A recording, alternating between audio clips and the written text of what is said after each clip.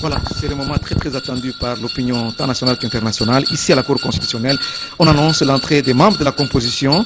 La Cour constitutionnelle fait son entrée dans cette salle d'audience pour se prononcer sur cette requête du président de la République démocratique du Congo, Félix Antoine Tshisekedi Tshilombo, en appréciation de la conformité à la Constitution de la loi fixant les modalités ou les conditions d'organisation du référendum en République démocratique du Congo, tel qu'adopté par les deux chambres du Parlement avant sa promulgation. Les membres de la composition sont déjà là. Il s'agit bien que nous sommes dans les compétences ou les attributions de la Cour constitutionnelle, notamment les contrôles de constitutionnalité des lois et des règlements. C'est parmi les rôles de la Cour constitutionnelle. Et aujourd'hui, la Cour va se prononcer sur cette requête introduite par le chef de l'État lui-même, Félix Antoine Tshisekedi Tshilombo, qui a tenu à ce que la Cour se prononce sur cette loi référendaire qui a été proposée au Parlement par les députés nationaux Ngondankoy, professeurs des universités, et les membres de la composition sont déjà là. Je pense d'un moment à l'autre les coups de marteau pour commencer cette audience publique ici à la Cour constitutionnelle et pour interpréter cette loi référendaire qui a été proposée aux deux chambres du Parlement par les professeurs Ngondankoy. Voilà, c'est fait. Coup de marteau. La Cour constitutionnelle siégeant en matière de contrôle de constitutionnalité déclare ouverte son audience de ce jour. Monsieur le greffier, vous avez la parole pour la lecture de l'extrait du vote. Merci, Monsieur le Président, pour la parole que vous m'accordez de faire lecture de l'extrait de rôle de l'audience de ce jour. La Cour constitutionnelle, siégeant en matière de contrôle de constitutionnalité, appelle à son audience publique de ce mardi 28 2026 à 14h l'heure ci-après. L'affaire ci-après. En cause, une seule cause inscrite au rôle de séjour, c'est le R11 2695, la requête du président de la République, M. Félix Antoine Tshisekedi Tshilombo, en appréciation de la conformité à la Constitution de la loi fixant les conditions d'organisation du référendum en République démocratique du Congo, tel qu'adopté par les deux chambres du Parlement avant sa promulgation, fait à Kinshasa le 27 juillet 2026, signé le greffier en chef Lutonadio Koukala Théophile, secrétaire général. Monsieur le Président, je crois avoir fini la lecture de l'extrait. La Cour vous remercie, Monsieur le greffier, pour votre ministère. Merci. Et la Cour appelle la cause sous R-Const 2695. Requête du président de la République, M. Félix Antoine Tshisekedi Tshilombo, en appréciation de la conformité à la Constitution de la loi fixant les conditions d'organisation du référendum en République démocratique du Congo, telle qu'adoptée par les deux chambres du Parlement avant sa promulgation. Monsieur le procureur général, vous avez la parole pour votre avis. Merci, Monsieur le Président. Avis du ministère public. R-Cons 2695. Les faits. Par sa requête du 26 juin 2026, Son Excellence, Monsieur Félix Antoine Tshisekedi Tshilombo, président de la République démocratique du Congo et chef de l'État, ayant ses bureaux au Palais de la Nation, 6 avenue Roi Baudouin dans la commune de la Gombe à Kinshasa, en République démocratique du Congo, a saisi la Cour constitutionnelle aux fins d'appréciation de la conformité à la Constitution de la loi à promulguer fixant les conditions d'organisation du référendum en République démocratique du Congo. Au soutien de sa requête, le requérant a produit une copie de la loi à promulguer ainsi qu'une copie de la lettre par laquelle celle-ci lui a été transmise pour promulgation. Le requérant déclare qu'en sa qualité de garant de la souveraineté nationale, du respect de la Constitution ainsi que du fonctionnement régulier des pouvoirs publics et des institutions, il a estimé opportun, préalablement à sa promulgation, de déférer la dite loi à la Cour constitutionnelle afin qu'elle en apprécie la conformité à la Constitution. 2. Procédure. Reçue au greffe de la Cour constitutionnelle le 29 juin 2026, la requête a été enrôlée sous R-Cons 2695. Par sa lettre numéro 205/2026 du 1er juillet 2026, le greffier en chef de la Cour constitutionnelle a transmis les doubles dossiers à l'office de M. le procureur général pour l'avis du ministère public. 3. Compétences. Conformément à l'article 160 alinéa 3 de la Constitution, 47 de la loi organique numéro 13-026 du 15 octobre 2013 portant organisation et fonctionnement de la Cour constitutionnelle et 56 du règlement intérieur de celle-ci, les lois peuvent être déférées à la Cour constitutionnelle avant leur promulgation. En l'espèce, le président de la République a saisi la Cour d'une requête tendant à l'appréciation de la constitutionnalité de la loi fixant les conditions d'organisation des référendums en République démocratique du Congo. La Cour se déclarera donc compétente. 4 de la recevabilité. D'après les articles 139 et 160 alinéa 3 de la Constitution et 47 de la loi organique, les recours visant à faire déclarer une loi à promulguer non conforme à la Constitution est formé par le président de la République, le Premier ministre, le président de l'Assemblée nationale, le président du Sénat ou le 10e des députés ou des sénateurs. Dans le cas d'espèce, c'est le président de la République, chef de l'État, qui a saisi la Cour constitutionnelle aux fins d'appréciation de la constitutionnalité de la loi à promulguer. Cette loi a été transmise aux fins de sa promulgation au président de la République par lettre conjointe des présidents de l'Assemblée nationale et du Sénat le 17 juin 2026 et reçue le 22 juin 2026. La requête datée du 26 juin 2026 de son Excellence, Monsieur le Président de la République, chef de l'État, a été reçue au greffe de la Cour constitutionnelle le 29 juin 2026, soit dans le délai de 15 jours fixé par l'article 139 de la Constitution. La Cour dira cette requête recevable. 5 du fondement. S'agissant de la constitutionnalité de la loi à promulguer, relevons qu'elle a été adoptée en termes identiques par les deux chambres du Parlement lors de leurs séances respectives du 15 juin 2026.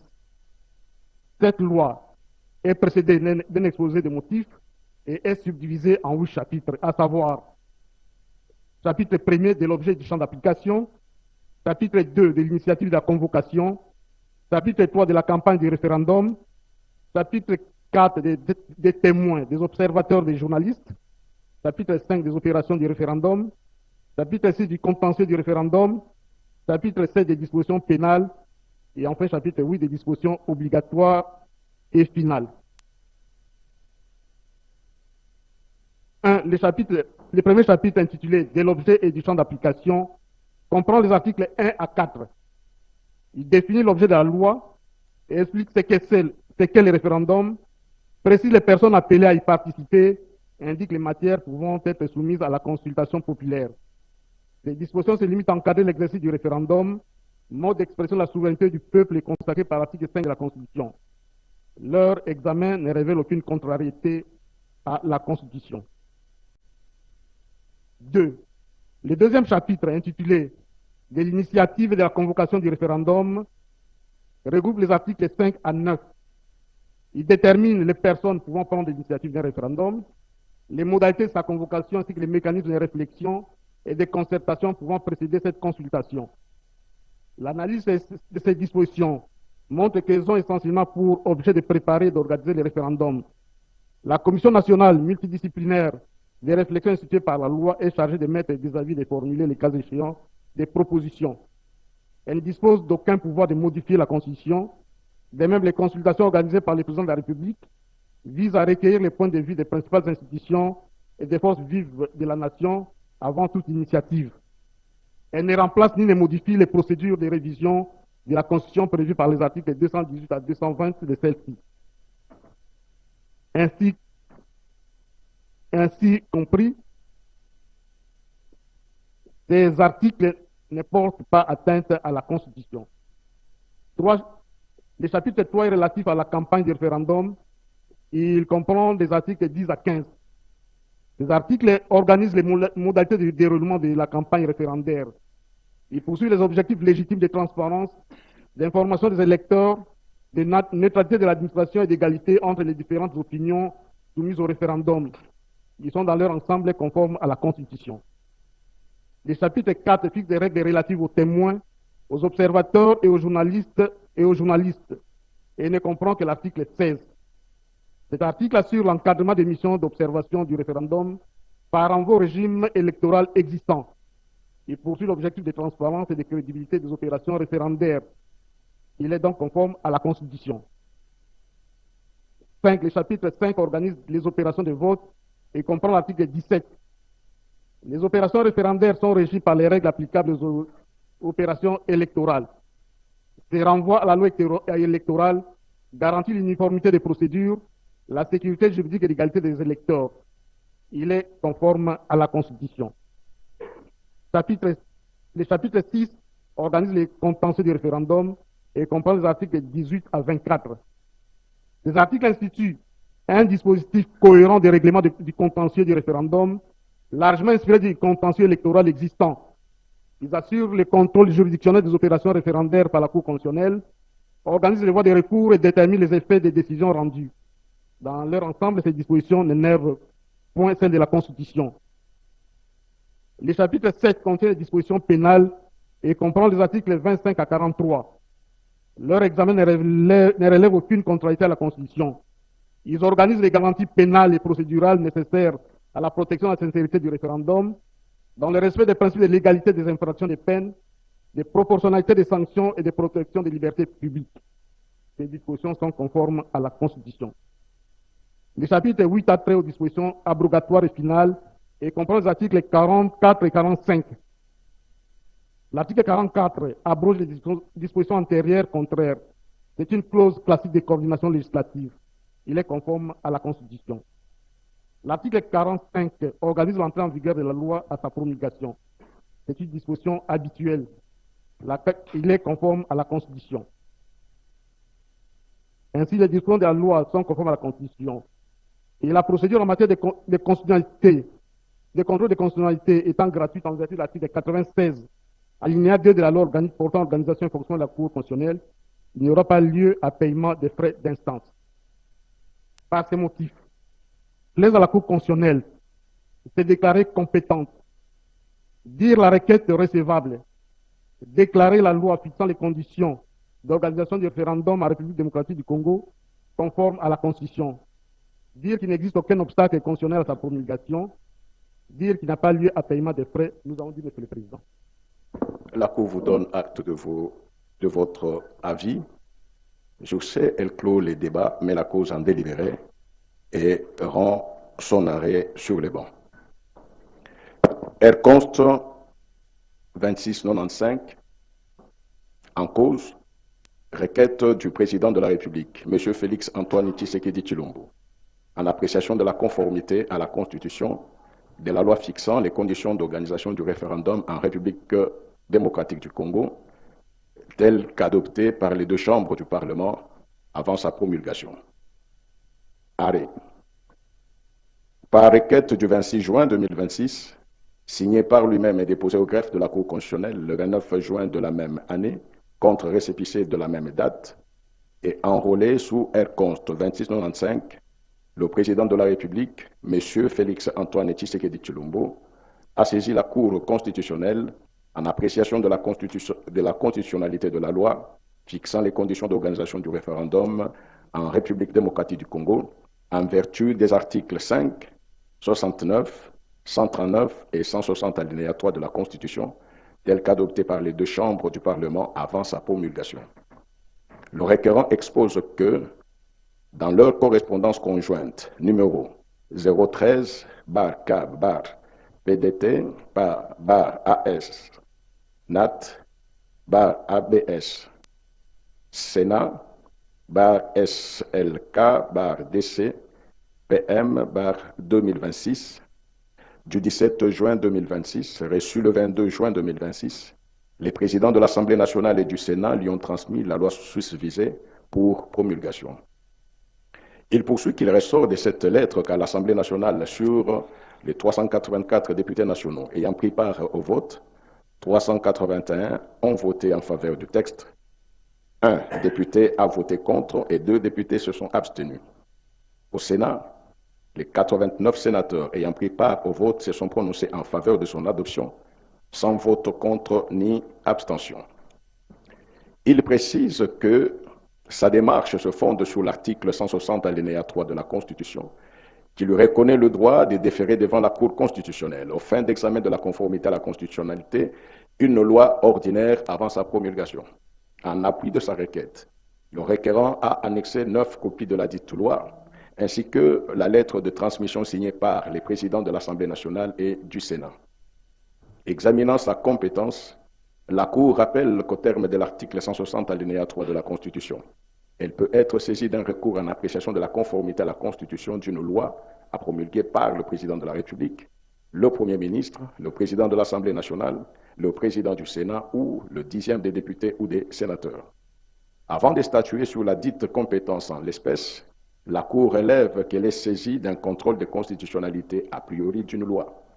Celui-ci est inspiré de l'idée selon laquelle le pouvoir politique doit être limité par le droit. La Constitution étant non seulement la norme suprême au-dessus de la hiérarchie des normes, mais également la norme fondatrice de l'ordre juridique, requiert de toutes les autorités politiques respect et soumission. Pour la Cour, cette idée qui limite et encadre l'action politique par le droit postule, entre autres, la suprématie de la Constitution sur toutes les autres normes, la protection de l'état de droit contre l'arbitraire du législateur, la garantie de droits et libertés fondamentaux avant même que la loi ne produise ses effets, la séparation des pouvoirs en vertu de laquelle les juges constitutionnels agissent comme gardiens de la Constitution sans se substituer au pouvoir législatif. Elle rappelle par ailleurs que ce contrôle poursuit plusieurs objectifs. En l'occurrence, empêcher l'entrée en vigueur d'une loi contraire à la Constitution, préserver la cohérence de l'ordre juridique, assurer la sécurité juridique et renforcer la confiance des citoyens dans les institutions. La Cour rappelle qu'au terme de l'article 5 de la Constitution, la souveraineté nationale appartient au peuple, tout pouvoir émane du peuple qu'il exerce directement par voie de référendum ou d'élection et indirectement par ses représentants. Aucune fraction du peuple ni aucun individu ne peut s'en attribuer l'exercice. La loi fixe les conditions d'organisation des élections et du référendum. Appelée à donner la bonne intelligibilité de cette disposition, la Cour constitutionnelle a, dans son arrêt du 15 janvier 2021, sous R-Const 1453/1463/1464, retenu que la souveraineté nationale est entendue comme, nous citons, le pouvoir du pouvoir, c'est-à-dire la capacité exclusive reconnue au peuple de déterminer l'étendue de son propre, je vous l'ai dit, comme le pouvoir du peuple, c'est-à-dire la capacité exclusive reconnue au peuple de déterminer l'étendue de son propre ordre juridique ou celle d'affirmer son autorité à gouverner l'ensemble de sa juridiction. La Cour souligne qu'il existe la souveraineté populaire à côté de la souveraineté nationale.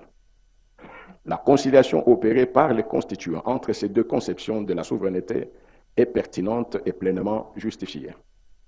C'est au nom de la nation, communauté humaine transcendant les générations, que s'exprime le peuple, c'est-à-dire, plus précisément, ceux qui remplissent les conditions pour être électeurs.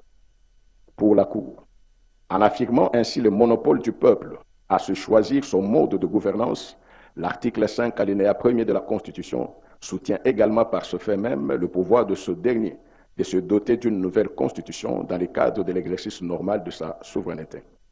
Cette disposition représente un moyen juridique de réveiller le pouvoir constituant originaire sans créer les désordres juridiques.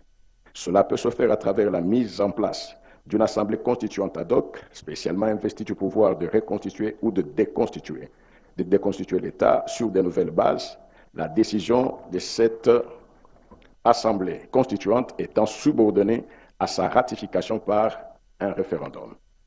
Cette disposition fait donc du peuple congolais l'unique titulaire de la souveraineté nationale. En tant que tel, il détient le pouvoir de constituer, de réviser ou de légitimer. Cela signifie qu'en tant que détenteur de cette souveraineté, le peuple constituant n'est pas supprimé parce qu'il a exercé son pouvoir constituant, car le pouvoir constituant lui-même ne peut être absorbé ou consommé. En effet, le pouvoir constituant originel détient une liberté illimitée sur le fond comme dans la forme. Il est souverain au sens plein de l'expression. À ce titre, il est en droit de dessiner en toute liberté des chemins de l'avenir institutionnel du pays ou de constater les impasses dans lesquelles celui-ci s'est enfermé. Dans ce sens, il est affirmé le caractère potentiel de la souveraineté constituante du peuple. Dès lors, l'élu au suffrage universel, tel le président de la République, représente la nation entière. Il est de principe général de droit constitutionnel que la souveraineté énoncée dans cette disposition ne peut être, tant dans son fondement que dans son exercice, que la souveraineté nationale et que seuls peuvent être regardés comme participant à l'exercice de celle-ci les représentants du peuple élus dans le cadre des institutions de la République. Dans ces conditions, la souveraineté nationale, renchérit la Cour, appartient à la nation tout entière, conçue comme un être collectif et indivisible, distinct des individus qui les composent, une succession de générations caractérisée de manière continue par un vouloir vivre ensemble. La nation est une âme, un principe spirituel. Elle est un pouvoir absolu qui refuse tout contrôle et toute limitation.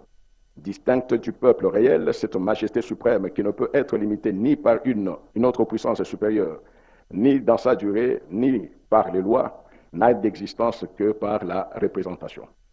S'agissant du principe juridique du référendum, la Cour relève que, contrairement à la loi numéro 05/010 du 22 juin 2005, adoptée en vertu de l'article 10.3 de la Constitution de la transition du 4 avril 2003, la loi qui lui est soumise est, en ce qui la concerne, est dictée en application de la Constitution du 18 février 2006.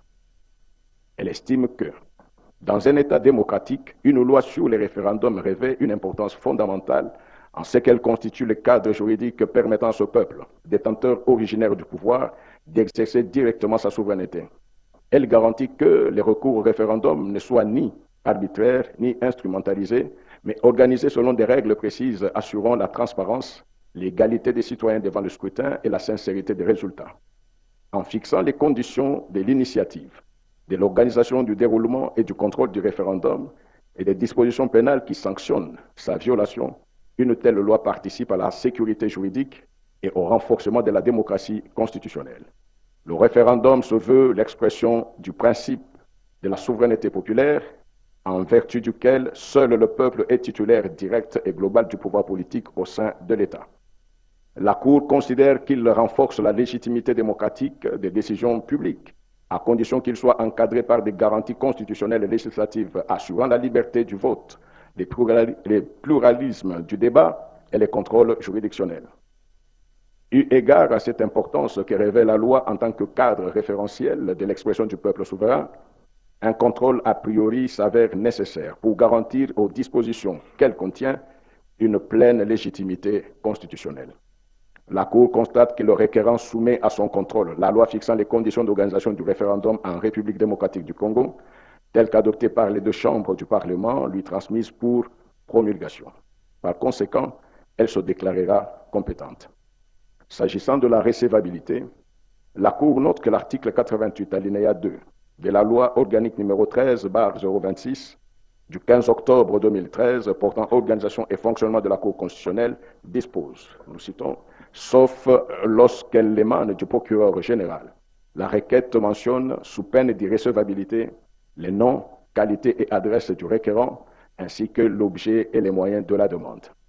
En l'espèce, la requête qui saisit la Cour renseigne les noms, qualités et adresses du requérant, ainsi que l'objet et les moyens de la demande. La Cour rappelle que la disposition ci haut reprise est complétée par l'article 91 alinéa 2 de son règlement intérieur qui exige que la requête soit dactylographiée et signée par la partie elle-même ou par un avocat dûment mandaté. Elle précise que cette dernière est dactylographiée et signée par M. Félix Antoine Tshisekedi Tshilombo, agissant en qualité de président de la République et dont l'investiture a été faite devant cette même Cour le 20 janvier 2024.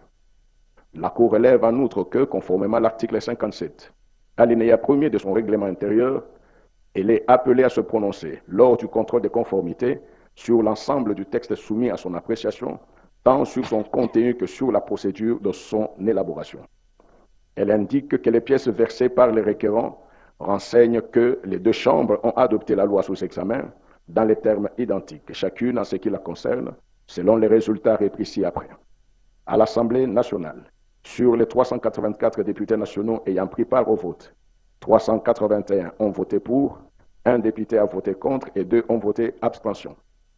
Au Sénat, sur les 89 sénateurs ayant pris part au vote, 89 ont voté pour, aucun sénateur n'a voté contre et aucun n'a voté abstention. Il en infère que le vote de la dite loi s'est effectué à la majorité absolue des membres composant chacune des deux chambres. Par conséquent, la Cour dira la présente requête recevable. Examinant le texte soumis à son contrôle, article par article, la Cour s'avise à titre liminaire qu'elle fait usage de la faculté reconnue au juge constitutionnel de réécrire les textes qui lui sont soumis, notamment par la technique des réserves d'interprétation telles que mises en œuvre en contentieux constitutionnel. La Cour rappelle aussi que le contrôle de constitutionnalité des lois s'opère tant en référence aux dispositions expresses de la loi fondamentale, qu'au regard des principes constitutionnels et des objectifs à valeur constitutionnelle, notamment l'intelligibilité, la clarté, l'accessibilité ou la cohérence de la loi, l'ordre public ou la sécurité juridique.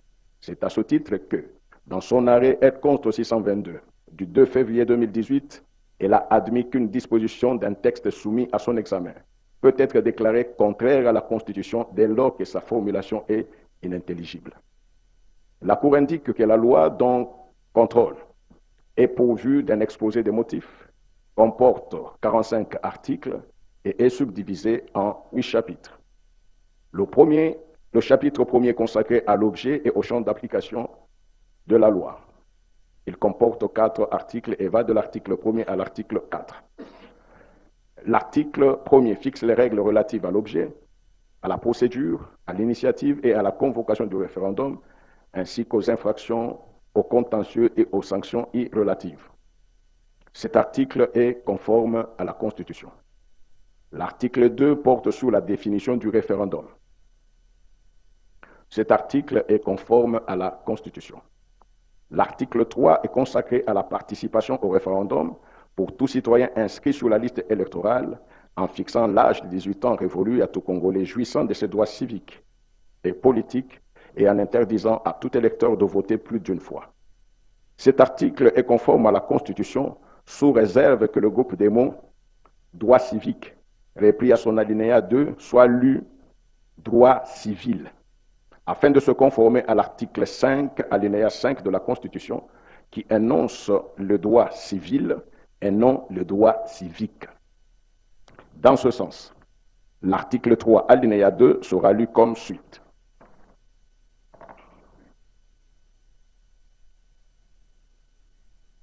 Tout Congolais âgé de 18 ans révolu et jouissant de ses droits civils et politiques est appelé à y prendre part en vertu de l'article 5, alinéa 5 de la Constitution. Fin de citation. L'article 4 est relatif à l'objet du référendum en ce qu'il indique que celui-ci peut porter sur toutes les matières d'importance fondamentale pour la vie de la nation, conformément à l'article 5 de la Constitution. Il fait référence aux matières qui peuvent faire l'objet du référendum, à savoir les questions dont la portée excède la gestion courante des affaires publiques et dont les conséquences peuvent influer durablement sur la stabilité des institutions et la destinée nationale. Il fait également état de toute question touchant aux intérêts supérieurs de l'État, à l'intégrité territoriale, aux droits fondamentaux ou à l'avenir politique, économique, social et institutionnel de la République. Cet article est conforme à la Constitution sous réserve que le groupe des mots toute matière d'importance fondamentale pour la vie de la nation, contenu en son alinéa premier, soit entendu dans le sens que les matières d'importance fondamentale visent celles prévues à l'article 2, alinéa 3 de la Constitution, qui concerne le transfert de la capitale du pays dans un autre lieu, à l'article 214, alinéa 2, qui concerne les cas de cession, d'échange ou d'adjonction des territoires, ainsi qu'à l'article 218, alinéa 3, relatif au cas des révisions de la Constitution. Les matières d'importance fondamentale pour la vie de la nation devraient aussi être entendues dans le sens de l'article 5, alinéa 1er de la Constitution et du principe général du droit constitutionnel selon lequel le peuple seul détient l'exercice direct de la souveraineté nationale tel qu'invoqué ci-haut. Il a le pouvoir, en tant que pouvoir initial, autonome et inconditionnel, de solliciter ou d'initier l'adoption d'une nouvelle Constitution. Dès lors, pour la Cour, en précisant ainsi le champ d'application du référendum, les 2 autres alinéas de cet article doivent être considérés comme étant supprimés de la loi. Le chapitre 2 est intitulé « De l'initiative et de la convocation du référendum » et va de l'article 5 à l'article 9. L'article 5, alinéa 1er, détermine les titulaires du droit d'initiative du référendum. Il s'agit du président de la République, du gouvernement, après délibération en Conseil des ministres, de la moitié des membres des chambres, de chacune des chambres du Parlement et d'une fraction du peuple congolais, en l'occurrence 250 000 personnes, s'exprimant par une pétition adressée au président des deux chambres. Cet article fixe à son alinéa 2 les modalités de saisine de l'Assemblée nationale et du Sénat qui délibèrent séparément sur les biens fondés du projet, de la proposition ou de la pétition. Cet article est conforme à la Constitution sous réserve de la réécriture de son alinéa 1er.4 qui doit être lu dans le sens de l'article 218 alinéa 1er.4 de la Constitution. Ainsi, le point 4 de l'alinéa 1er sera lu, la pétition adressée à l'une des deux chambres. L'article 6 porte sur les modalités de convocation du référendum et de l'électorat, ainsi que sur l'unique question à poser au peuple lors de la consultation. Cet article est conforme à la Constitution. L'article 7 fixe le contexte, la manière de procéder et les fondements justifiant la nécessité de recueillir les avis des experts avant toute initiative institutionnelle par le président de la République lorsque le pays se trouve dans un état de dysfonctionnement majeur, paralysant ou menaçant de paralyser les institutions de l'État, ou lorsqu'il se trouve face à toute question visée à l'article 4 de la loi sous examen. Dans ce contexte, il recueille les avis des experts réunis dans une commission nationale multidisciplinaire avant toute initiative institutionnelle sur toutes les matières constitutionnelles inadaptées aux réalités sociopolitiques, économiques ou culturelles du pays, en vue de leur adaptation. Cet article est conforme à la Constitution sous les réserves suivantes. À l'alinéa 1er, le groupe des mots « toutes les matières constitutionnelles » doit être entendu par toute question qui nécessite consultation du peuple par la voie du référendum. Il s'agit, en l'état actuel, de l'ordre juridique congolais des cas visés aux articles 2 alinéa 3, 5, 214 alinéa 2 et 218 alinéa 3 de la Constitution. Les groupes des mots sur leur inadaptation, repris à l'alinéa 2 de l'article 7, doit être considéré comme supprimé de la loi. Cette suppression s'impose en raison des principes évoqués de cohérence et d'intelligibilité de la loi. La Cour précise qu'il se dégage de ce dernier principe que la justice du droit réside dans la justesse des mots. En l'espèce, le choix des matières soumises au référendum ne peut être fondé exclusivement sur leur inadaptation, concept dont les contours ne sont pas déterminés. Les groupes des mots « projet de changement des règles constitutionnelles inadaptées » repris à l'alinéa 3 de l'article 7 est considéré comme supprimé et remplacé par projet de loi référendaire lorsque le référendum porte sur les matières prévues par les articles 2 alinéa 3, 214 alinéa 2 et 218 alinéa 3 de la Constitution, ou par les mots « par un avant-projet de Constitution » si le référendum est relatif à la mise en application de l'article 5 alinéa 1er de la Constitution et du principe général du droit constitutionnel de la souveraineté populaire. Pour la Cour, le concept changement des règles constitutionnelles inadaptées, non définies par le législateur, est imprécis quant à sa compréhension ou son sens exact au regard de la Constitution. Cette absence de clarté ainsi que de prévisibilité rendent les contours de cette disposition inintelligibles au risque de porter atteinte au principe de la sécurité juridique sous-évoqué et à celui de l'état de droit porté par l'article 1er de la Constitution. La Cour relève que la sécurité juridique impose au législateur d'adopter des dispositions suffisamment précises et des formules dépourvues d'équivoques ou de complexités excessives. Dans ce sens, elle juge l'imprécision et la complicité de cet énoncé comme susceptibles de compromettre l'état de droit. En conséquence, cet article sera ainsi écrit. Par suite d'un dysfonctionnement majeur, paralysant ou menaçant de paralyser les institutions de l'État, susceptibles d'être soumis au référendum ou de toute question visée à l'article 4 de la présente loi, le président de la République peut, en application de l'article 69 de la Constitution, recueillir l'opinion des experts sur une question qui nécessite consultation du peuple par la voie du référendum. À cet effet, il met en place par ordonnance une commission nationale multidisciplinaire de réflexion chargé d'identifier la matière à soumettre au référendum dans un délai de 30 jours à dater de son installation.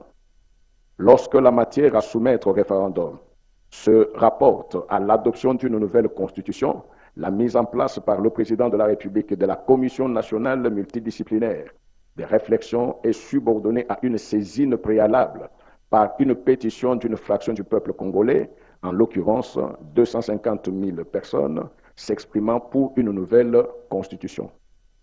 La Commission nationale multidisciplinaire de réflexion dépose son rapport auprès du président de la République, le cas échéant, accompagné d'un avant-projet de loi référendaire lorsque les référendums portent sur les matières prévues par les articles 2 alinéa 3, 214 alinéa 2 et 218 alinéa 3 de la Constitution, ou d'un avant-projet de constitution si le référendum est relatif à la mise en application de l'article 5 de la Constitution et du droit reconnu à tout peuple à exercer la souveraineté nationale.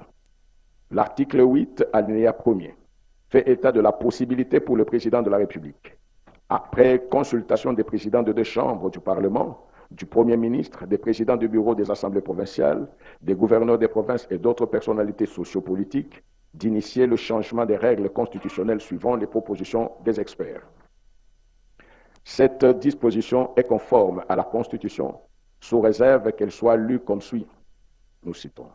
S'agissant de l'initiative d'une nouvelle Constitution, en vertu du droit souverain inaliénable de tout peuple de déterminer son ordre juridique directement ou indirectement par ses représentants, idée qui ressort de l'article 5 alinéa 1er de la Constitution, le président de la République soumet, et s'il est éché, après consultation des présidents de 2 chambres du Parlement, du Premier ministre, des présidents du bureau des assemblées provinciales, des gouverneurs de province, des formations politiques représentées et non représentées au Parlement et des organisations représentatives de la société civile, un avant-projet de constitution à présenter au référendum à l'adoption de l'Assemblée constituante composée des membres de l'Assemblée nationale, du Sénat, des assemblées provinciales, des conseils urbains, des conseils communaux et des conseils du secteur et des chefferies. La nouvelle rédaction de l'article 8 prend en compte les termes de l'alinéa 2 qui, devenu inapproprié, doit être remplacé par les dispositions déterminant la procédure à suivre en cas de référendum portant sur les matières prévues aux articles 2 alinéa 3, 214 alinéa 2 et 218 alinéa 3 de la Constitution. Il sera formulé comme suit, nous citons. S'agissant du référendum ayant trait au transfert de la capitale, l'initiative du référendum appartient au président de la République, au gouvernement après délibération en Conseil des ministres, à chacune des chambres du Parlement à l'initiative de la majorité de ses membres et à une fraction du peuple congolais, en l'occurrence 100 000 personnes s'exprimant par une pétition adressée à l'une des 2 chambres. Chacune de ces initiatives est soumise à l'Assemblée nationale ou au Sénat qui décide à la majorité absolue de chaque chambre du bien fondé du projet, de la proposition ou de la pétition par l'adoption d'une loi relative au transfert de la capitale du pays. Le transfert n'est acquis que si la loi est approuvée par référendum sur convocation du président de la République. Pour les référendums concernant la cession, l'échange, l'adjonction des territoires, sans préjudice des dispositions de l'article 5 de la présente loi, l'initiative de référendum appartient exclusivement au président de la République par voie de négociation et de signature d'un traité ou accord international. Les 2 chambres du Parlement adoptent, selon la procédure ordinaire, la loi d'autorisation de ratification après la signature du traité et avant sa ratification ou son abrogation. Le président de la République convoque le référendum et soumet la question sur la cession, l'échange, l'adjonction de territoire à l'accord du peuple qui se prononce par oui ou non. Concernant le référendum relatif à la révision de la Constitution, l'initiative appartient concurremment au président de la République, au gouvernement après délibération en Conseil des ministres, à chacune des chambres du Parlement à l'initiative de la moitié de ses membres, à une fraction du peuple congolais, en l'occurrence 100 000 personnes, s'exprimant par une pétition adressée à l'une des 2 chambres. Chacune de ces initiatives est soumise à l'Assemblée nationale et au Sénat qui décide, à la majorité absolue de chaque chambre, du bien fondé du projet, de la proposition ou de la pétition des révisions. La révision n'est définitive que si le projet, La proposition ou la pétition est approuvée par référendum sur convocation du président de la République. Fin de citation. L'article 9 est consacré à la compétence de l'Assemblée constituante, à sa convocation, aux modalités de ses prises de décision et à sa dissolution. Cette disposition est conforme à la Constitution sous réserve que le groupe des mots « projet de loi de changement des règles constitutionnelles » repris au premier et au dernier alinéa soit entendu comme projet de constitution, qui est la qualification juridique appropriée à cet effet. Dès lors, cet article sera lu comme suit. La compétence de l'Assemblée constituante est limitée à l'examen et à l'adoption du projet de constitution à soumettre au référendum. Point. Fin de citation. L'Assemblée constituante est convoquée par l'ordonnance du président de la République. Elle adopte son règlement intérieur qui fixe son organisation et son fonctionnement. L'Assemblée constituante est dirigée par un bureau présidé par le président de l'Assemblée nationale, secondé par le président du Sénat. Ils sont assistés par les membres du bureau de l'Assemblée nationale. La durée de sa mission est de 30 jours maximum à dater de l'adoption de son règlement intérieur. Le projet de constitution est adopté à la majorité de 3/5 des membres composant l'Assemblée constituante. L'Assemblée constituante est dissoute à l'épuisement de son ordre du jour. À la fin de la mission de l'Assemblée constituante, l'Assemblée nationale, le Sénat, les assemblées provinciales, les conseils urbains, les conseils communaux et les conseils de secteur et de chefferie reprennent de plein droit leurs activités parlementaires. Si le projet de constitution n'est pas approuvé par le peuple, la constitution en vigueur reste maintenue en l'état.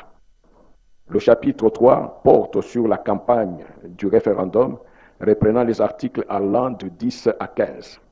L'article 10 porte sur la vulgarisation de la Commission électorale nationale indépendante par la Commission électorale nationale indépendante du projet du texte constitutionnel sur l'ensemble du territoire national, 3 mois avant l'organisation du référendum. Cet article est conforme à la Constitution sous réserve qu'au groupe des mots à travers tous les territoires nationaux soit ajouté le groupe des mots et à l'étranger, afin de préserver le droit des Congolais vivant à l'étranger à participer à l'exercice de la souveraineté du peuple. La Cour rappelle à ce sujet qu'elle a jugé dans son arrêt sous R-Const 1879 du 20 décembre 2022 que l'article 5 alinéa 5 de la Constitution reconnaît le droit à tous les Congolais, sans exception d'être électeurs ou de participer au référendum.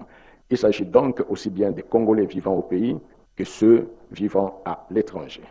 Ainsi, au nom du principe de la souveraineté du peuple qui s'exprime directement par voie du référendum ou d'élection, tel qu'il ressort de l'article 5, alinéa 1er de la Constitution, et au nom du droit à l'égalité de tous les Congolais devant la loi, consacré par l'article 12 de la Constitution, aucune loi ni aucune mesure restrictive ne devrait exclure une catégorie de personnes du droit de participer au référendum. L'article 11 porte sur le déroulement de la campagne du référendum. Cet article est conforme à la Constitution. L'article 12 se rapporte au rassemblement durant la campagne du référendum qui doivent obéir aux dispositions légales pertinentes en vigueur dans la République. Cet article est conforme à la Constitution sous réserve qu'il soit lu dans le sens de l'article 26 de la Constitution qui pose les régimes d'information pour toute manifestation sur les voies publiques ou en plein air. En outre, le concept rassemblement non défini par le législateur et dépourvu de fondements juridiques précis doit être compris pour sa bonne intelligibilité dans le sens de la liberté de réunion consacrée à l'article 25 de la Constitution. L'article 13 est consacré à quelques prohibitions auxquelles les agents de carrière des services publics de l'État, les magistrats, les membres de forces armées de la police nationale, ainsi que ceux des services de sécurité sont astreints par rapport à toute activité politique ou à toute participation active à des manifestations politiques en vue du référendum. Autant il interdit l'affichage des manifestes, et des circulaires dans les lieux publics, autant il est interdit toute campagne irrelative à la clôture de celle-ci. Cet article est conforme à la Constitution. L'article 14 a trait à l'interdiction de l'utilisation par des forces sociales en présence à des fins de campagne référendaire des biens, des finances et du personnel de l'État, des établissements et des organisations publiques et des sociétés d'économie mixte. Cet article est conforme à la Constitution sous réserve que le groupe de mots « force sociale en présence », non défini par les législateurs, ambigu et équivoque, doit être remplacé par les termes « quiconque » en application du principe de clarté de la loi. Dès lors, l'article 14 sera lu comme suit.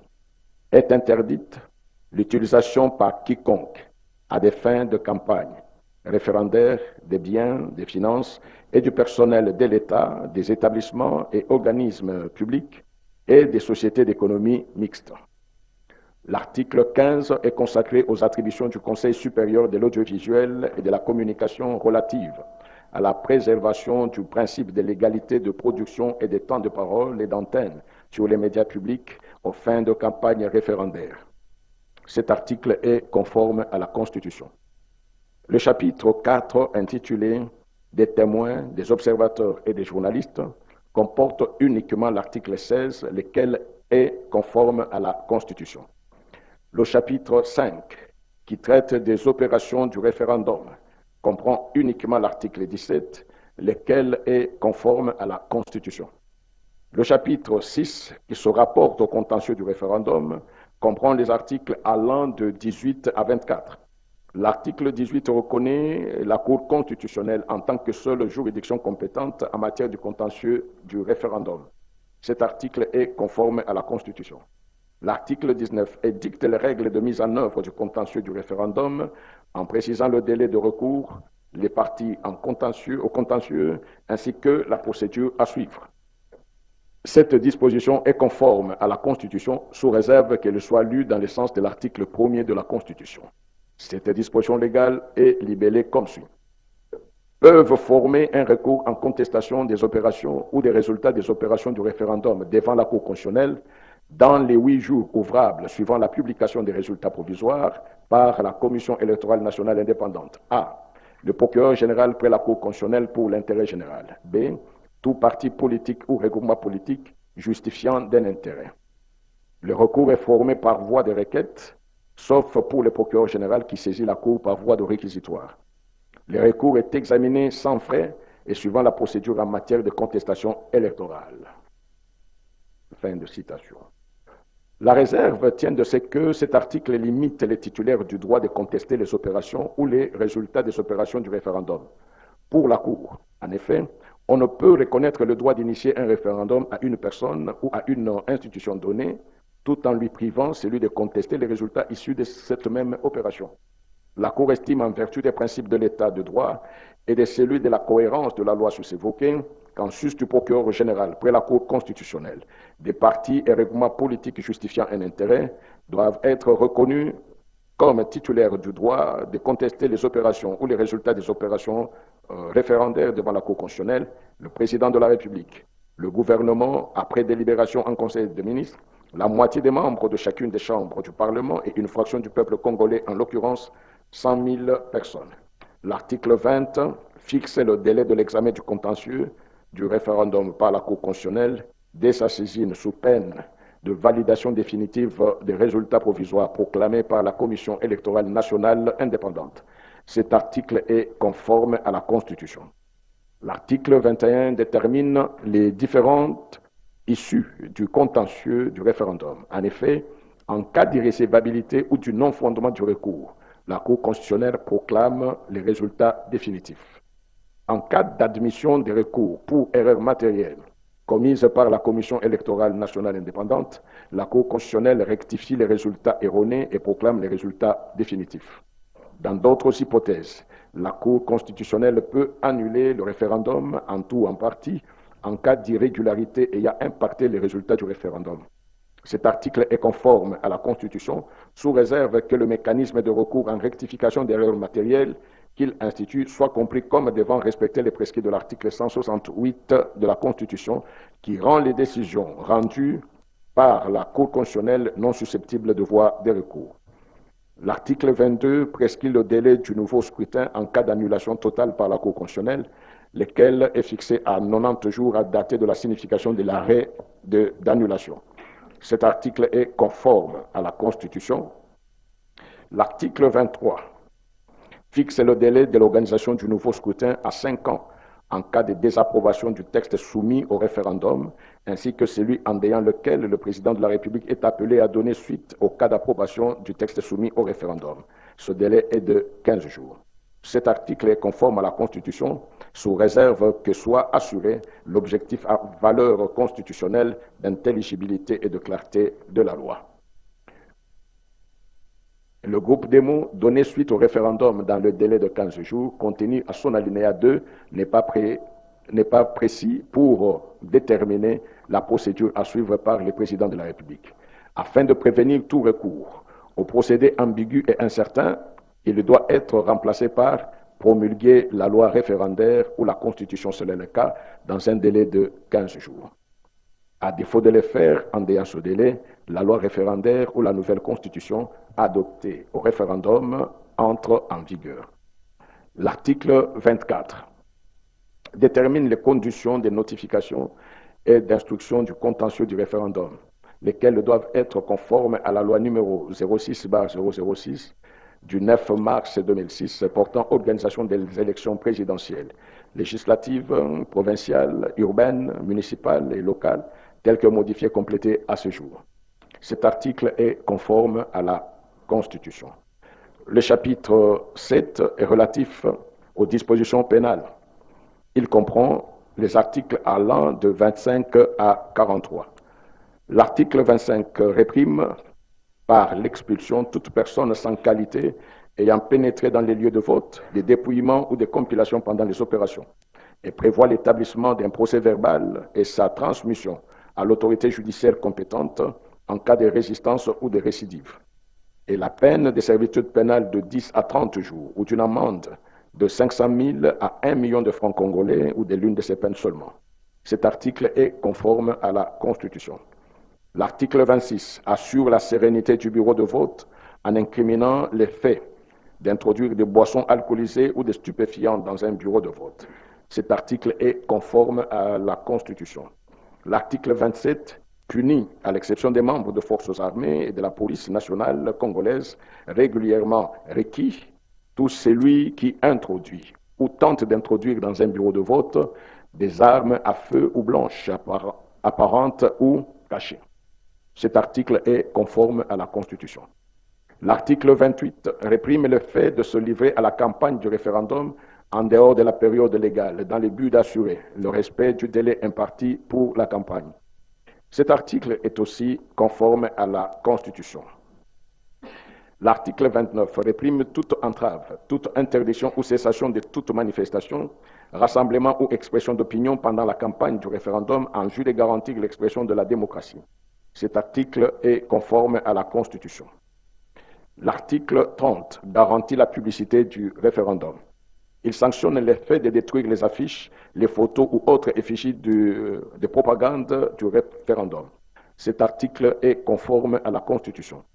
L'article 31 sanctionne tout membre du bureau de vote, non seulement pour abstention sans motif valable de remplir les fonctions qui lui sont confiées, mais également pour destruction ou confiscation des matériels de vote affectés au bureau dont il fait partie ou en a la charge. Cet article est conforme à la Constitution. L'article 32 est relatif à la sanction de tout membre du bureau de vote qui, sans raison valable, retarde le début de scrutin ou l'interrompt. Cet article est conforme à la Constitution.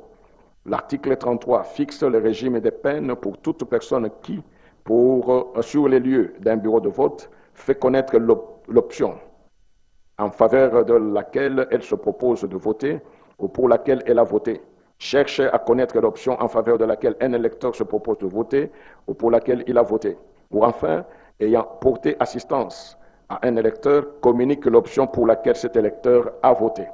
Le même comportement dans le chef de tout membre du bureau de vote est punissable au double de la peine encourue. Cet article est conforme à la Constitution. L'article 34 sanctionne toute personne qui vote ou tente de voter plus d'une fois. Cet article est conforme à la Constitution. L'article 35 sanctionne la corruption ou la tentative de corruption offerte aux membres du bureau de vote et détermine les peines applicables. Cet article est conforme à la Constitution. L'article 36 érige en infraction non seulement les menaces, violences, injures ou voies de fait exercées sur un électeur dans le but d'obtenir l'abstention de sa participation au vote ou d'influencer son choix, mais aussi le recrutement d'un individu ou groupe d'individus armés ou non, afin d'intimider les électeurs, de troubler l'ordre public avant, pendant ou après les votes. Il en va de même de l'incitation à commettre les actes de violence dans un bureau de vote et de la commission des mêmes faits à l'endroit des membres de la commission d'experts. Il détermine enfin les peines prévues par le Code pénal militaire congolais en cas de circonstances aggravantes. Cet article est conforme à la Constitution. L'article 37 sanctionne et prive de ce droit de vote et d'éligibilité pendant 6 ans toute personne qui soustrait des bulletins ou pose des actes susceptibles de fausser les résultats de vote et tout membre de la Commission électorale nationale indépendante ou de sa représentation locale qui facilite la fraude au cours du déroulement des opérations du référendum. Cet article est conforme à la Constitution. L'article 38 est relatif à la sanction de tout membre de la Commission électorale nationale indépendante ou de sa représentation locale qui aura révélé les résultats de vote à des tierces personnes avant la clôture des opérations du référendum.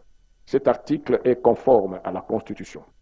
L'article 39 érige en infraction de faux en écriture et ou d'usage de faux la modification ou l'imitation de manière délibérée des paragraphes du président du bureau de vote ou de dépouillement. Il sanctionne en outre le coupable de la privation de ses droits de vote ou d'éligibilité pendant 6 ans. Cet article est conforme à la Constitution. L'article 40 est relatif à la sanction et à la peine privative de droit de vote et d'éligibilité pendant 6 ans de toute personne qui vote ou se présente pour voter sous le nom d'un autre électeur ou encore qui vote sans en avoir le droit. Les membres du bureau de vote qui aura permis ou aidé à commettre ces infractions est puni du double de ces peines. Cet article est conforme à la Constitution. L'article 41 définit le régime des peines pour toute personne qui falsifie le relevé de dépouillement ou le procès verbal du référendum ou qui détruit sciemment un bulletin de vote avant la fin de l'opération de vote. Cet article est conforme à la Constitution. L'article 42 détermine le régime des peines pour la contrefaçon des bulletins de vote. Cet article est conforme à la Constitution. L'article 43 renvoie au Code pénal la répression de tous les faits infractionnels relatifs aux opérations du référendum qui ne sont pas repris par cette loi. Cet article est conforme à la Constitution sous réserve que le groupe démontre tous les faits infractionnels relatifs aux opérations du référendum soient lus comme ceci: toutes les infractions de droit commun commises pendant ou à l'occasion des opérations du référendum, en vertu des principes de clarté de la loi et de la légalité de délit et des peines consacrées à l'article 17 de la Constitution. Le chapitre 8 est intitulé « Des dispositions abrogatoires et finales ». Il comprend les articles 44 et 45. L'article 44 est relatif à la disposition abrogatoire. Il est conforme à la Constitution. L'article 45 est relatif à la disposition finale. Il est conforme à la Constitution. Enfin, l'exposé des motifs de la présente loi précise le fondement constitutionnel de la loi, rappelle le contexte de son adoption, en expose les lignes directrices ainsi que l'économie générale.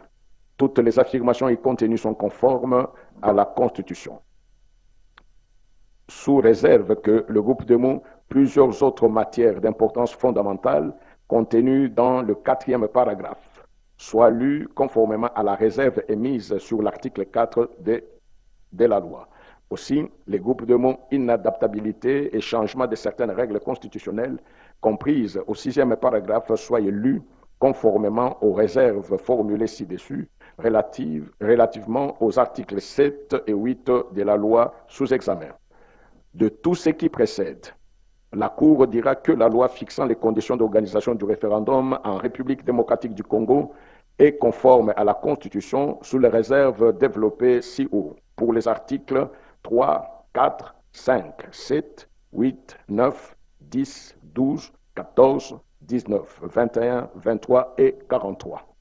Usant de son pouvoir de régulation, la Cour dira que la loi sera publiée au journal officiel avec en annexe le présent arrêt afin que, pour son application, soit tenu compte des réserves formulées. La procédure étant gratuite, conformément à l'article 96 alinéa 2 de la loi organique numéro 13/026 du 15 octobre 2013 portant organisation et fonctionnement de la Cour constitutionnelle. Il n'y aura pas lieu à paiement des frais d'instance. C'est pourquoi, vu la Constitution de la République démocratique du Congo telle que révisée à ce jour, spécialement son article 160 alinéa 3, vu la loi organique numéro 13/026 du 15 octobre portant organisation et fonctionnement de la Cour constitutionnelle, spécialement ses articles 47, 88 et 96 alinéa 2, vu le règlement intérieur de la Cour constitutionnelle, spécialement ses articles 57 alinéa 2 et 91 alinéa 1er à 3, la Cour constitutionnelle siégeant en matière d'appréciation de la conformité à la Constitution, après avis du procureur général, se déclare compétente, dit la requête recevable, dit conforme à la Constitution, la loi lui soumise fixant les conditions d'organisation du référendum en République démocratique du Congo soumises à son contrôle sous les réserves développées ci haut pour les articles 3, 4, 5, 7, 8, 9, 10, 12, 14, 19, 21, 23 et 43. Dit qu'elle doit être publiée au journal officiel avec en annexe le présent arrêt afin que pour son application soit tenu compte des réserves formulées. Dit qu'il n'y a pas lieu à paiement des frais d'instance, dit que le présent arrêt sera signifié au requérant, au président de l'Assemblée nationale, au président du Sénat ainsi qu'à la Première ministre, dit qu'il sera publié au journal officiel de la République démocratique du Congo ainsi qu'au bulletin des arrêts de la Cour constitutionnelle. La Cour a ainsi délibéré et statué à son audience publique de ce 28 juillet 2026, à laquelle ont siégé mesdames et messieurs Kamuleta Badibanga, président, Bokonawi Pabonjali, François, Kalume Asengo Tcheoussi, Alphonsine, Lumumbaya Sylvain, Mandia Andia, Dieudonné, Odionon Marthe et Kaindonguru Aristide, juge, en présence du procureur général John Moke Maele, ainsi que l'assistance de M. Kabongo, greffier du siège.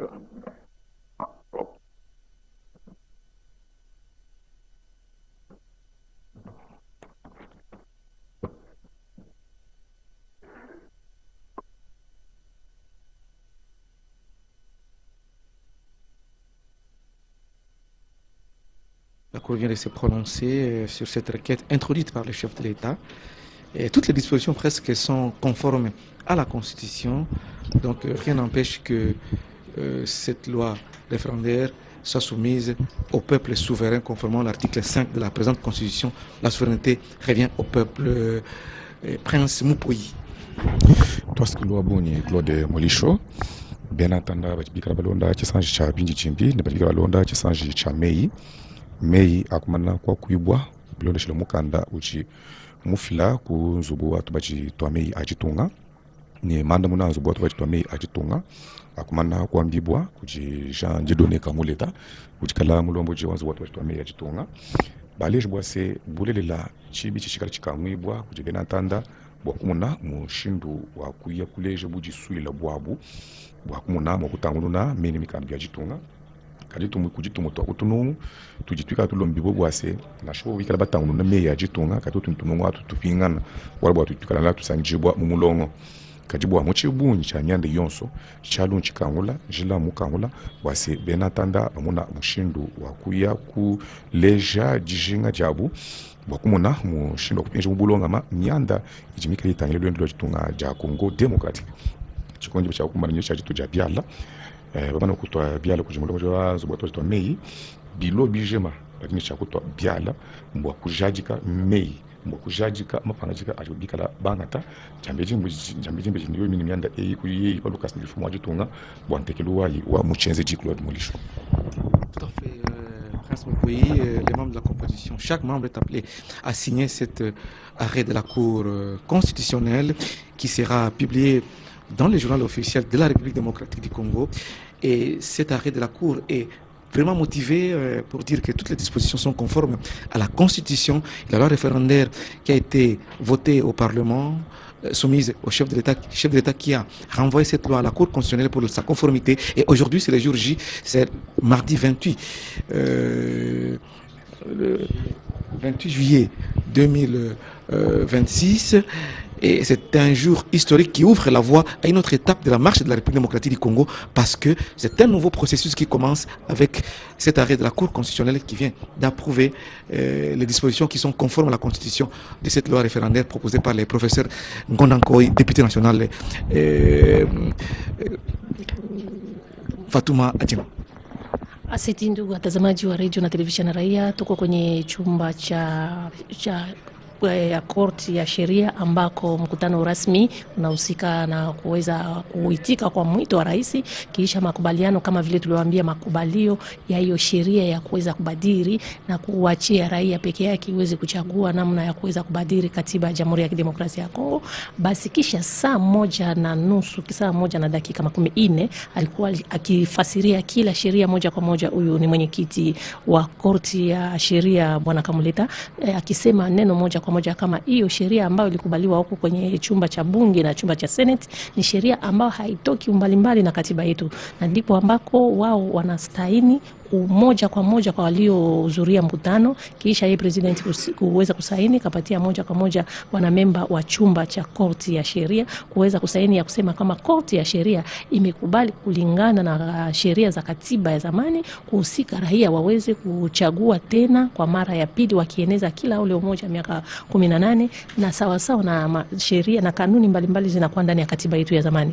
Ni kusema kama hiyo ni hatua mpya ambao raia Kongomani ambao wanatufuata popote waelewe ya kwamba hapa sasa ni hatua mpya ya kuweza kuchagua namna ya kufanya katiba mpya. Mabadiliko imeanzia hapo na itaendelea sasa itarudia kwenye rais ili aweze kufanya utangazaji waziwazi, na hilo utangazaji ukishafanyika ndipo ambako itapana ruhusa kwa Wakongomani kuweza tena kuchagua namna gani wataweza kujiandikia katiba nyingine mpya itakaopeleka kwa uchaguzi siku zijao, na katiba yenyewe itatayarishwa. Hakuna chochote kilichosemekwa hapa isipokuwa tu kurudia katika sheria moja moja ndani ya katiba ambako waliweza kusema sheria ya 5 ikionyesha namna gani raia anakuwa mfalme, anakuwa kiongozi yeye peke wa nchi yake kwa kuwa yeye mwenyewe ndiye kajichagulia. Ndio kwa maana Fatouma Djengo, les membres de la composition sont en train de signer, chacun signe cet arrêt qui a été très motivé par le président de la Cour constitutionnelle, Dieudonné Kamuleta. Ndio, ni kuonesha kiisha masemi hiyo ya saa 1:14. Ndugu wasikilizaji, muelewe ya kwamba mmefuata katika television, mmefuata kwenye radio namna gani kuendesha kwa hiyo sheria itafanyika nchini Jamhuri ya Kidemokrasia ya Kongo, sababu inakuwa hatua mpya ya kuanjilisha uchaguzi, ya kuandikisha katiba itakayofanyika. Ndugu wasikilizaji, tuelewe kama ofisi yote yenyewe inahusika kwenye korti ya sheria iliweza kuhudhuria, moja wao tu ndio hakuwa, na yote moja kwa moja amekuwa katika hali ya kusaini kwa kuonesha kama walikubali, sababu sheria moja moja ya Jamhuri ya Kidemokrasia ya Kongo imepatia waziwazi njia ya sheria hiyo kuweza kujifanyia kanuni jipya ama kufanya katiba mpya nchini Jamhuri ya Kidemokrasia ya Kongo. Ndugu Claude Accent Fatouma Djengo, c'est vraiment très attendu. C'était très attendu cette décision, cet arrêt de la Cour constitutionnelle qui vient de déclarer la loi référendaire conforme à la Constitution sous réserve des articles et certaines dispositions qui ont été soulevées ici. Dieudonné Kamuleta, président de la Cour constitutionnelle, a bien expliqué article par article, disposition par disposition,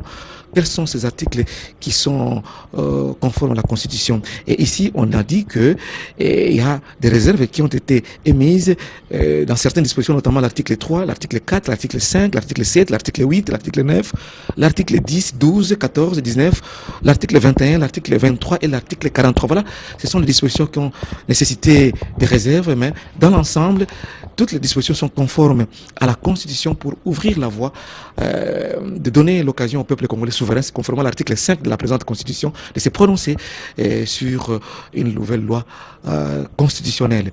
Et c'est très fondamental parce que le peuple doit comprendre comment le processus a commencé depuis la proposition de loi du professeur Ngondankoy à l'Assemblée nationale. Nous sommes allés au Sénat et puis ça a été transféré auprès du chef de l'État, Félix Antoine Tshisekedi Tshilombo, qui, par sa sagesse, a tenu à ce qu'on puisse renvoyer cette loi référendaire au niveau de la Cour constitutionnelle. Et aujourd'hui, nous avons cet arrêt qui sera publié par les journaux officiels et avec des dispositions sous réserve comme l'article 3, 4, 5, 7, 8, 9, 10, 12, 14, 19, 21 et l'article 23 et l'article 43 de cette loi. Et là, nous sommes en train de constater que chaque membre de la composition ici à la Cour constitutionnelle est en train de signer cet arrêt qui est très très motivé et certainement le chef de l'État Félix Antoine Tshisekedi Tshilombo. L'audience est levée. La signature des membres de la composition. Nous allons faire le tour de ces plateaux spéciaux ici à la Cour constitutionnelle avec Prince Mopoyi et Fatouma Djengo avant de retourner l'antenne à la station nationale de la RTNC. Un grand jour pour le peuple congolais. C'est pour vous dire que le chef de l'État Félix Antoine Tshisekedi Tshilombo a maintenant les atouts pour promulguer cette loi référendaire afin de consulter le peuple congolais parce qu'il y a une autre démarche qui commence et le peuple est appelé à bien comprendre la démarche qui a commencé à l'Assemblée, passée par le Sénat, arrivé au chef de l'État qui a renvoyé la Cour constitutionnelle. C'est toute une procédure qui est entamée aujourd'hui. Prince Mopoyi. Bulela Claude Molisho Benatanda jituko jinjila nyao njoji jinoko jakumana kukumbana ni mwanda uvu Benatanda bose bashali binjila nyao kumana kutekibuka lataka mu chenze jikunzu bwa bashitwa meyi bakumo na mushindu wa kujubwinka mulo lwina lwiji elbulona shileme ni mikandu ni bulona shiteka jamu chenze ji mikenji iji mikala yakaje tumutokutunungu kunyuma kwa bashu tumunafaka bembala ni pesa bana kuitabushu bwa se Benatanda baya kuleshi jishenga jabu jakumana mushindu kulenga meyi ni mikandu kulenga chibungu cha meyi mikando achitunga bali kengele bwase mwanda ewe upina pala kusudia fumo achitunga boku tuma padukasa mu bibeje chine na achitunga kaji bilonde shela lungi lo fumo achitunga kutuma kujizuwa to meya akulu bwa bamona mushindo kutangununa tumuto kutunungu le Rwanda iwa jama fumo makule mwanda mukulu amujwa kashipumpumpu nyabang munyi mushindu wa kuitabusha kaji pa kumushu tumuto kutunungu muje kanungu kisa tukina ikitanu kama muteka takamwanda muru kachitema kaji kumi ni bije kaji kumi ni nai kaji kumi chitema makumi abijinu makumi abijini satu ni kama makumi anayi ni satu to tuine to tukikala umulongo wa kutunungu tunga tuikala buni chakute mchenzeji kaji chalo chumani kukangimpili bwana Benatanda bayi kuitabusha ikabaso bwana miandu yosu ishintuluka bijika taka mubiansi byabo jambe jembe jini kumuna kushukupatula muchibeje chajitu. Voilà, il faut que les choses changent dans le pays et aujourd'hui l'organe compétent qui a toutes les compétences possibles pour cette conformité vient de se prononcer. Il s'agit bien de la Cour constitutionnelle. Fatouma Djengo, nous sommes presque à la fin de cette antenne spéciale. Un petit mot en Swahili avant de remettre l'antenne. Ndio tunaambia wasikilizaji kama tunafika mwisho wa mkutano huu rasmi ulikuwa kwenye korti ya sheria, imekubaliwa kabisa kulingana na sheria ambazo zilipewa ruhusa ya kuweza kubadili ama